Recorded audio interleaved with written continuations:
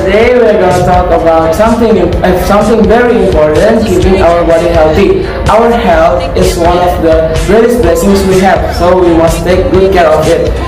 So before we start the video, let us introduce ourselves. My name is Jeremiah Sawantabola. My name is Muhammad Alif Arabi. My name is Wahyu Zubairi. My name is Binafal Musjono. My name is Hassan Pramana. My name is Ramadhan Arifki.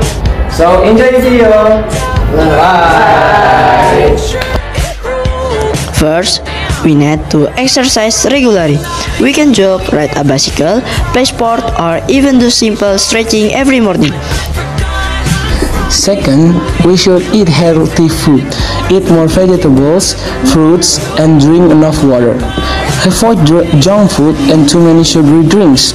Remember, we are what we eat.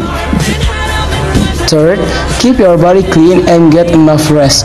Take a bath every day, brush your teeth, and wash your hands before eating.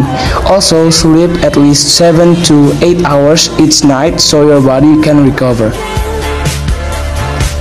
Fourth, we should stay positive and manage stress.